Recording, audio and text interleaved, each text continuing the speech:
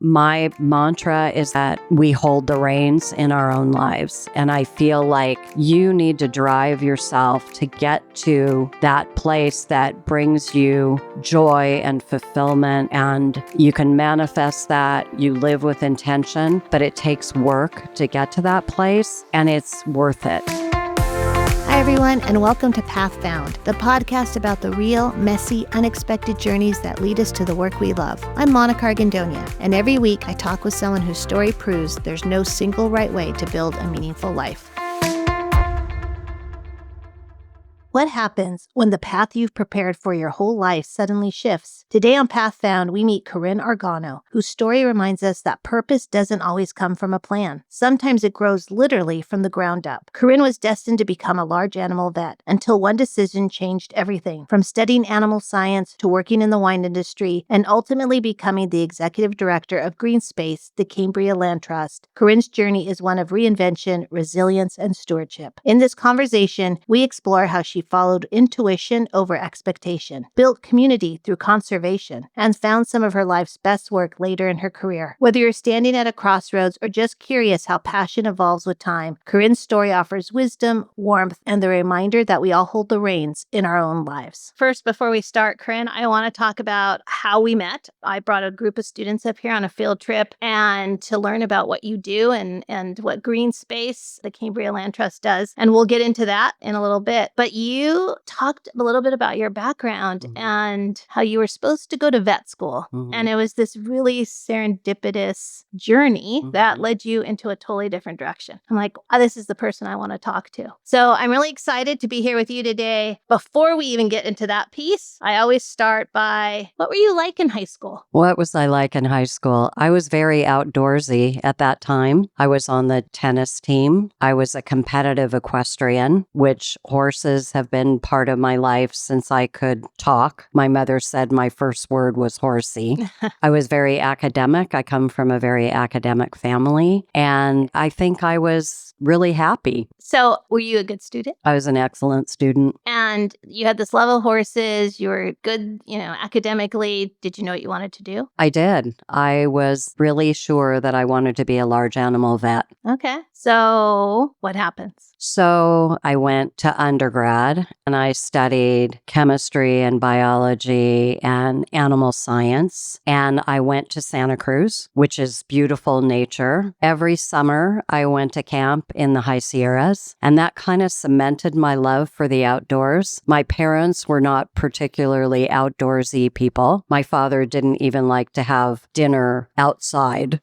So I knew that I wanted a life that was a combination of animals and science and all of that. I finished school. I got accepted at Davis, and I came to Cal Poly for a year because Davis was very impacted at the time. And we got what was called a buy, that if you deferred for 1 year, your first year in vet school, you'd get senior registration. So that's awesome because it's always so hard to get your classes. Right. I fell in love with the Central Coast, and I brought my horses with me, so I was still very horsey at Cal Poly. But Cal Poly was really introducing an agriculture program that was winery, brewery based, viticulture, all of these kind of things. And I had an opportunity to do a double master's. And I remember making that phone call to my parents saying, I'm not going to go to vet school. And I just knew it was the right decision for me to take a divergent path. I grew up in a laboratory. My father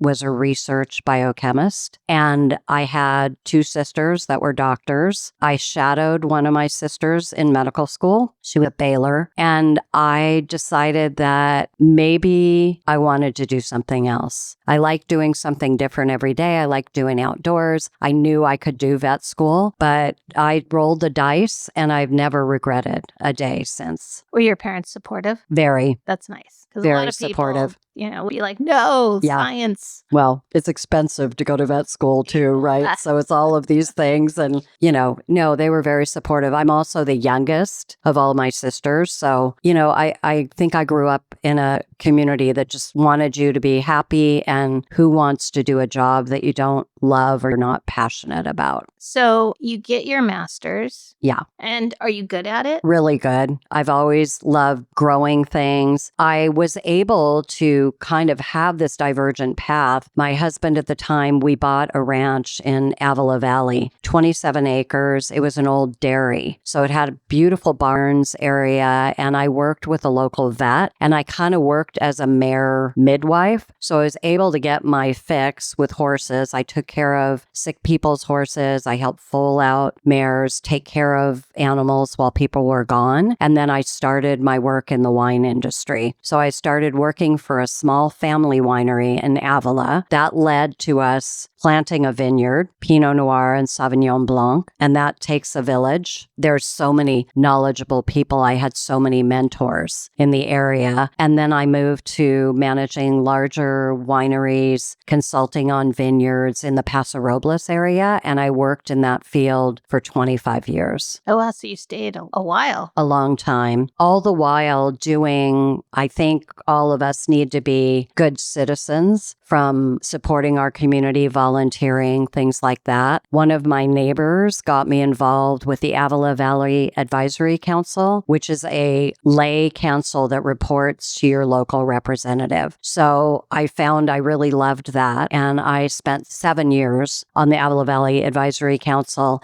and we helped develop a really beautiful trail here called the Bob Jones Bike Trail that goes behind where my ranch was now, all the way out to Avila. And it involved a lot of community work, getting easements from people that were ranchers, getting petitions signed, things like that. And that kind of brought me into the nonprofit world also. So I've had a pretty interesting path, and always because of finding out from somebody that I respected or knew that was doing something that I thought was good work. So when I retired from the wine industry, the last winery that I worked at, the people actually retired, and I decided I wanted to change. So we actually moved a couple of times after we sold the ranch in Avila to kind of find our next place. My parents always loved Cambria. I had some friends up here, and I wanted to go farther north. We settled in Cambria, and I discovered Greenspace, the Cambria Land Trust, through a very dear friend, and I sat on their board and just loved what they did. So going back a little bit, back to you finish your master's, you land these jobs. Yeah. Was it an easy transition from that? That's one question. And the other question is, did you even know that that kind of job existed? Cal Poly is a really interesting school. It's a learn by doing school, and they offered a lot of internships and a lot of opportunities. I had been in the equestrian world for so long. So yes, I knew those kind of things existed just because there aren't as many. We're a smaller town, but very aggy, lots of horse people. And there are private facilities for this, but they're always full. So I actually worked with a vet to develop kind of that home business. And I tend to, once I start going in a direction, I just kind of flow in that direction. And, I think if you live with intention, you end up exactly where you're supposed to be at the right time, at the right place. So as far as my equine experience, it flowed very easily and worked very well, with always the help and support of mentors and people that I respect and my family. And the wine experience was difficult at first. I had to do a lot more schooling, but I loved it. And as far as planting a vineyard and things like that, it took such a village to do it. We laughed and cried a lot because it was There were a lot of obstacles. There's a lot of planning to do it. The first time we disked our vineyard, this ranch was an old dairy. And even though we called to have them flag all the utilities, there was gas lines and valves that nobody knew about. And so I think you have to have a sense of humor, and you always have to have your eye on your end goal and just embrace the chaos and know that it's coming. Which is interesting because now you work in advocacy. Yes. But very much transferable skills. I grew up with a lot of strong women, and I feel like women are really great at transformation, and that maybe every decade I see so many women that I know and respect kind of take the skills that they've had and move on and apply them to something even deeper. And I honestly feel that now, having the honor of, I'm starting my 4th year as executive director for Greenspace, the Cambria Land Trust, and it's an honor. And I feel in a lot of ways, and I love teaching and all those things, but I feel it's the best work I've ever done. And I'm really proud of it. And I feel like I put every skill I have every day into this job. So explain what you do. What's a land trust? What do you do as So this director? Greenspace is a private land trust. We have 4 pillars: land, trees, advocacy, and education. So we acquire land for conservation, and we focus on forested properties that have native Monterey pine. It's Pinus radiata. So there's only 5 native stands of Monterey pines left in the world. Cambria has a very robust stand of them, and we have 35 acres of a forested property that's one of those stands. We maintain the property, we use it for research and education, and we grow and plant trees, cones that are gathered from our trees, and we do reforestation with state parks and plant at least 1,000 trees a year of the Monterey pine to keep that surviving. With climate change, there's a lot of dangers of fog and weather here, changing. Most of these forests are Monterey pine, coastal oak, Quercus agrifolia, and they thrive because of the fog. The oaks will outlive the pines and probably be more resilient with weather changes. So Cambria in the pines might well one day become Cambria in the oaks. But as a land trust, it's our responsibility to maintain and preserve those properties. Our next category is education. So we teach a science-based outdoor ed program from TK through high school, and then work with local junior colleges and universities. I head that program, and then I also have some adjunct teachers that help me. We do a field day, and then a walk through the forest, a scavenger hunt with the younger kids, and then follow it up with a classroom day. So we also do speaker series for the community and classes for adults and seniors in the community about sustainability and being a more green citizen and how to grow native plants, be,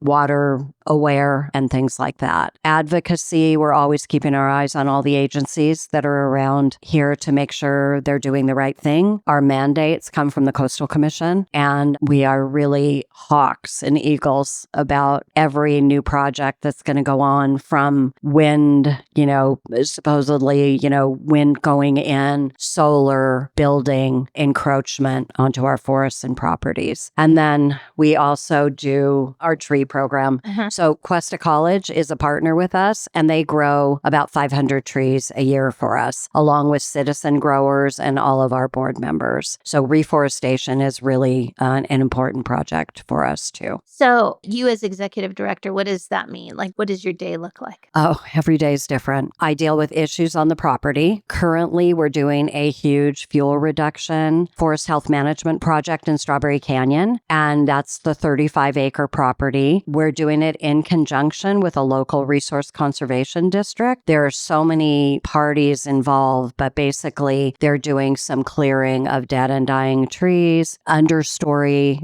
kind of creating mosaics, cleaning out riparian areas. And it's so important to do this. It's so expensive to do this. I worked 3 years to get this grant to be able to do it. And this is something that we hope to repeat about every 10 years. I write a lot of grants. I have a board of 13 board members. So a lot of what I do is interact with our board. We do an annual fundraiser every year. That's an auction. You lead membership drives. You talk to people and constituents. I do a lot of public speaking for area groups all over the county. I represent Greenspace at important meetings, Coastal Commission, our local CCSD, things like that. I help do the deals to acquire property or get property donations. It is so diverse. It's amazing. I really do something different every day with the end goal of land trees, advocacy, and education. It's great work. Oh, it's amazing Yes, work. what you guys do is so important. So,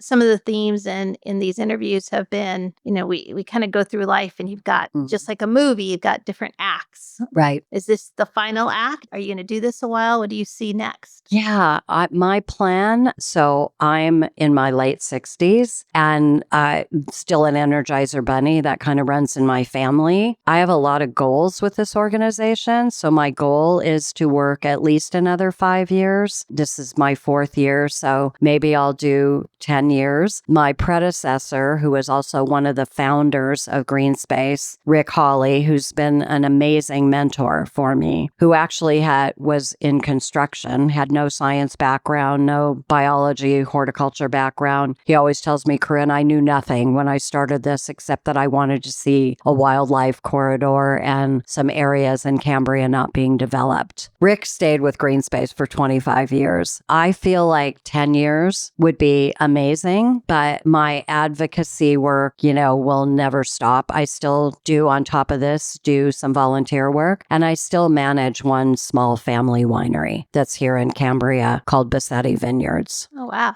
So you mentioned having a mentor. Mm-hmm. What role have mentors played in your life? Because I know for me, that has been instrumental, and different mentors at different times. Right. I think I've always had a mentor, whether it was a family member. My parents were stellar. My sisters are amazing. So I've always been able to look to them. But in everything I've ever done, I've always had a mentor. And it's the joy of my life to mentor people now. And we do develop internship programs and do quite a lot of mentoring in Greenspace because the importance of this knowledge going forward with our younger generation, especially now, is so important. So yeah, I think at every key turn in my life, I have had somebody that I considered a mentor, and I'm so grateful for that. And we talk about mentors a lot, but what would you tell people how to find a mentor, or how do they recognize that they actually have one? Right.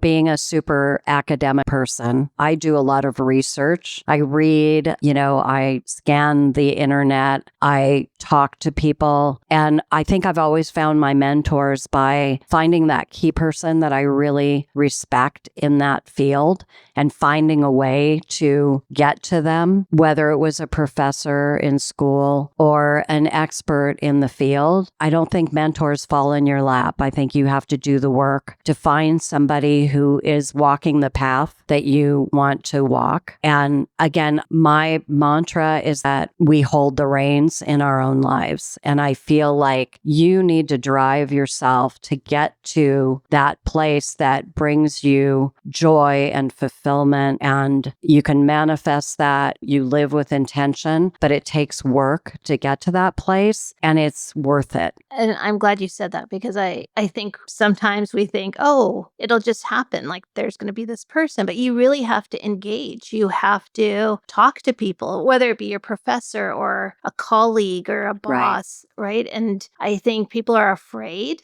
especially young people. How would you approach somebody in that? Like, say somebody really wanted to get into advocacy and they wanted, they admired your work. Mm-hmm. What would you suggest? How does somebody reach out? How did you reach out to those people that you saw kind of going on the path you wanted to go on? Yeah, I feel like I either tried to find somebody who knew them. I mean, in the horse world, I've written letters, to people before even, email was as common or as huge as it's been. I've picked up a phone and cold called people. It's scary, but you're doing it for a good purpose. So I think in our era of communication, if you really want to speak to somebody, you can find a way to do it. And, maybe it's multiple things: email, call, write a letter, go to a lecture, and then stay after and ask a question. And a lot of people that come to our speaker series have approached me afterwards or the speaker and asked about,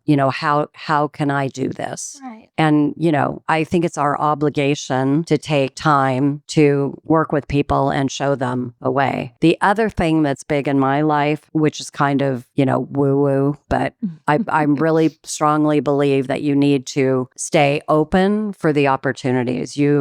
Opportunities, like you say, sometimes it is a knock on the door, but just realizing that if something's different, that might be a sign. And I just encourage people, even if you have a full-time job that you're not liking right now, volunteer, find the time to volunteer in a field that's calling you and, see if that is where you want to be. Take a chance. All about living with intent. I love that. I love just that take quote. a chance. I'm going to say that from now on. Live with intent. Yeah, it works. It does. And, the other thing is I hear from people, but what if they don't answer me? Or what if, one, don't take it personally. Right. We get swamped with emails and calls. People are busy. You have to be persistent. But the other thing is, so what if somebody says no? It's not the Hunger Games. You don't die. Yeah. It's all okay. No is not the end. No. My current partner worked in the entertainment field for many, many years, and you get no so many times, and you just have to keep plugging away. And, and then also be aware enough to maybe realize that, maybe that isn't what I should be doing or what I want to be doing. But yeah, don't give up easily is what I would say. Yeah. Any other advice you would give someone, whether they're graduating high school and they don't know what to do, somebody who just graduated college and the job market's tough? In the past, with this current shift in administration, a lot of things are changing. So careers and jobs in the eco world are really important, but also shifting. I think that there's so many opportunities with like California Conservation Corps, Peace Corps, things like that, where there is paid internships to try things or take a break. And I took a break between undergrad and graduate school. I taught elementary school for a year. My mother made each of us get a teaching credential. She just felt that was something to fall back on, that you could teach. You could teach as English as a second language in Europe or... Really? How interesting. You didn't even say that at the beginning. I know. I'm old. I forget things once in a while, but I taught elementary school in Pescadero, California, which is near Santa Cruz, because I was formulating whether I was going to stay up there, kind of how my life was kind of coming together. And that elementary school experience was really great. That school had a lot of farm workers and agricultural people in the field, big families, and a lot of apathy in that school. And here I was, this young, enthusiastic teacher that came in. But I knew after that I wanted to go to graduate school for sure. And I wanted to pursue my veterinary thing. So try something. There's no time limit. You can go to grad school when you're 40. You don't have to push through and go right away. And sometimes, it's good to step back and take perspective on things like that and try something different, try something new. Just listen to your gut and listen to your heart. It's interesting you said teaching though. So I graduated from film school, went into the film industry. Oh, you did? Did not like it. Uh-huh. I loved film. Yeah. I knew I wasn't going to make it. Yeah. I didn't have that drive. Right. And so, but what do you do? I had a film degree. What am I Yeah. going to do? But I had changed my majors a bunch of times. Mhm. Anyway, long story short, I ended up teaching high school and loved it. I had never wanted to be a teacher, but it's Right. interesting because teaching teaches you Oh, yeah. a lot. Yeah. And, I didn't stick with it. I did it for a couple of years and then I'm like, this isn't what I signed up for. So Right. explored other avenues and have always gone back to it. But I think it's really interesting. She made you all get a teaching credential. She did. Yeah, she did. And That's not bad advice. it's great advice because I will say this, and as speaking to a teacher, once you teach, you can do anything. You get organized, your communication skills, no matter what age group it is. I substituted in high school once and they ripped me apart because I have always looked like I was about 12 years old.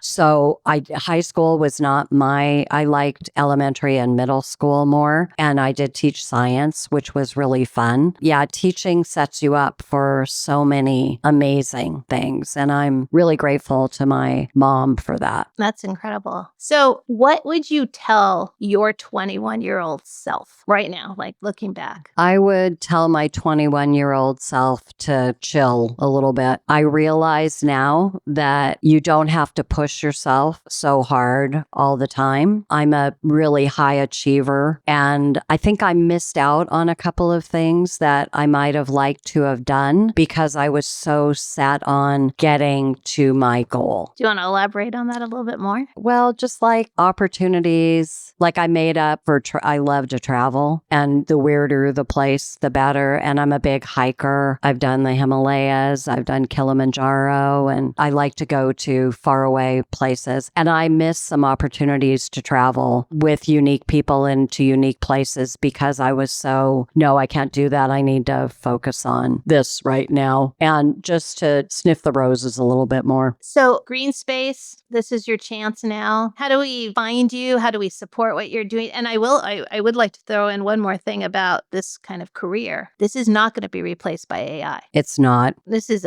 a great field to get into. It is. And now more than ever, so important for people to be aware of preserving green spaces, forests, rare plants and wildlife, and all the things that make our earth so beautiful, let alone support our planet. Clean water, clean air. It's scary what's happening right now. I'm afraid for us. And so it just makes this work even more important. Greenspace, the Cambria Land Trust, our website is greenspacecambria.org. We are a membership-based organization. There is a become a member on the website for as little as $50 a year. You can support our work. We also do a couple of great events that you can follow us. You can sign up for our newsletter also. I put out an e-news bi-monthly, so you can follow the work that we're doing. You can contribute to a specific cause like land acquisition or education, things like that. You can volunteer. I'm always looking for great volunteers. Our office is right here in Cambria. And yeah, my name is Corinne Argano and my email is director@greenspacecambria.org. And I encourage anyone who's interested in this field, please reach out to me. I may not get back to you the next day, but I would love to interact with you and share my story with you and give you any advice of how to get into this field or really what the important things are right now. Corinne, I appreciate hearing your story and thank you for sharing that with us and for that information and for the work you do. As an advocate and someone who's worked in advocacy, I know how hard it is, but also how rewarding and important it is. Thank you. So thank you so much. Yeah, it's been an honor, Monica. I really appreciate you and I really appreciate all of your students. Thank you. Thank you so much for listening to Path Found. If anything we talked about today connected with you or gave you a new perspective, we'd love it if you subscribed, left a review, or shared the episode with someone you care about. You can also find us on Instagram at Path Found Podcast. To explore more stories, resources, and ways to get involved, visit KeystoneNetwork.org. This podcast is just one part of the journey. At Keystone Network, we're helping young people and anyone figuring it out as they go build meaningful futures one step at a time. A huge thank you to my podcast editor, David Strut, you can find him on LinkedIn, for helping bring these stories to life, and to Elizabeth Miner at Silvermine Creative for the beautiful artwork and web design. And if you're on your own path, navigating the unknown, making a pivot, or simply figuring it out as you go, just know you're not alone. The route may not be linear, but there's always a way forward. I'm Monica Argano, and I'll see you next time on Path Found.